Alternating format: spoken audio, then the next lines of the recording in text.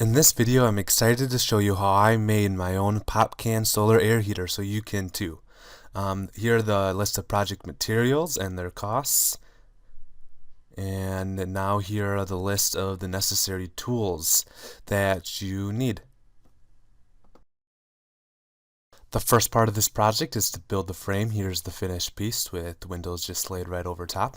And here I am after I measured the lengths, just cutting the boards. And here I'm showing that the lengths are truly the same.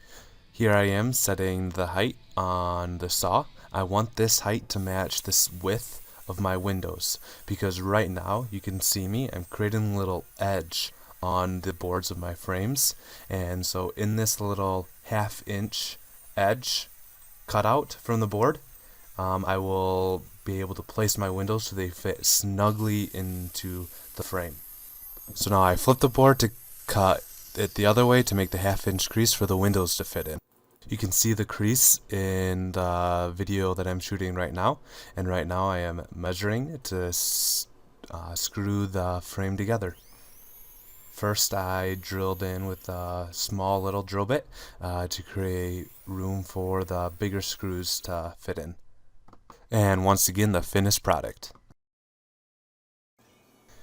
And now I'm measuring out the back of the whole box that the PopCans will go in for the solar air heater.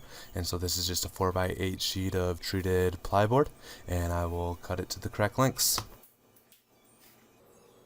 And now I am cutting it. This plyboard as well as the windows will also go into a crease made by the frame, and so the boards made by the frame have to have a crease on both sides so that this fits snugly in as well as the windows. The crease for the plyboard, since the plyboard is thinner than the windows, is much thinner, so I had to set the blade to a thinner height and adjust for that. As you can see, it fits nicely and squarely in, and so I am pre-drilling holes for the screws, and I will go around attaching my backing to my frame.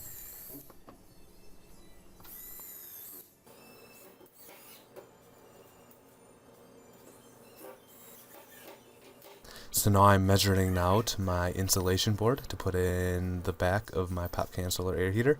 The reason you want insulation is because you don't want all the heat that your air heater is collecting to get lost to the environment. So I'm going to cut it out and put it in, and it should help out the efficiency of my solar air heater quite a bit. If you have any questions, don't be afraid to ask me. Check out my website below and you can find some contact info on there. And I really think this is something that could, be one little step to helping with our wasteful energy problems. So now I'm setting down some liquid nails to put the insulation on top. You can find some cheap stuff and it says it works good with foam. If you get stuff that doesn't, it will actually eat through your foam. So make sure you read that it works through good with foam. It is only a couple bucks. And now I'm laying it in, pressing it down, and I'll put some books on top to make sure it secures nice and tight. And now I'm sealing in the cracks. You want to make sure you cut your board nice and perfect so that there isn't big gaps, because you don't want to waste all your caulk on this. That could get kind of expensive. And make sure you find some liquid nails that says good for filling gaps. I then spray painted the whole thing black so that any light that got through the PopCans would be absorbed as heat energy. I wouldn't do this quite as intensively if I did it again to save on paint.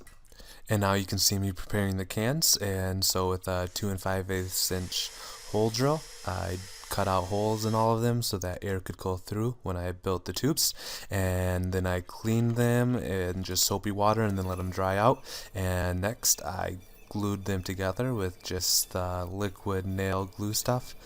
Use high heat, and you just stack them on top of each other and put them together, and you are good to go. It worked very, very well, I'd have to say. And to make them straight, I just put them in the box frame that I had already built, and that allowed me to create straight tubes.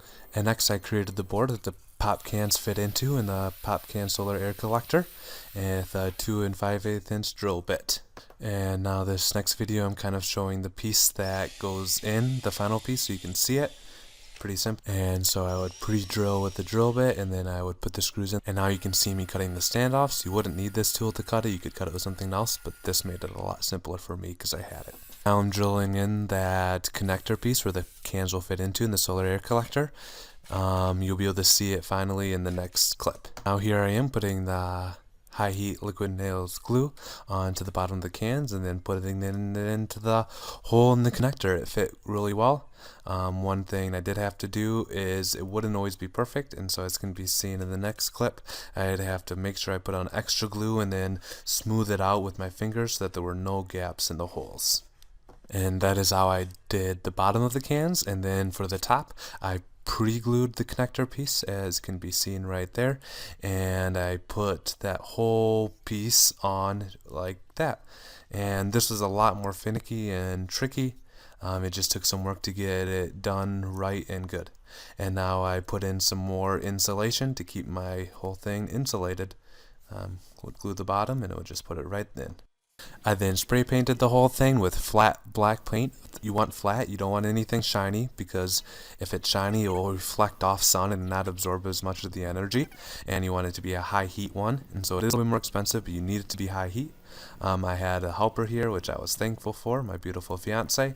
Once again, if you have any questions, please leave a comment on any of the processes and I will do my best to answer them.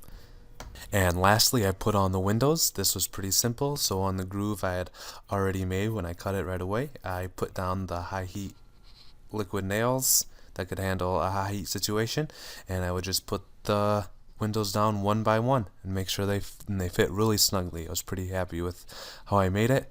I then filled in the cracks with another form of liquid nails that's good at gaps.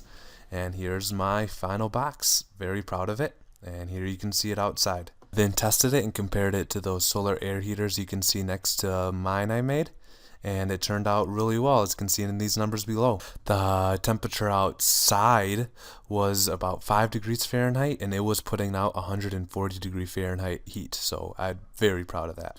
You don't have to understand all these numbers. What you do need to know is that this solar air heater can contribute 5.48 gigajoules of heat energy to the house every year. That is 5.2 million BTUs. That's about $50 in natural gas use a year, and about 20% of the total heat use of the house I analyzed. So it does a fantastic job, and with costing only $115, you can get about $50 worth of heat use from it every single year. I hope you enjoyed this video from Lee Veldkamp. Please come back for more.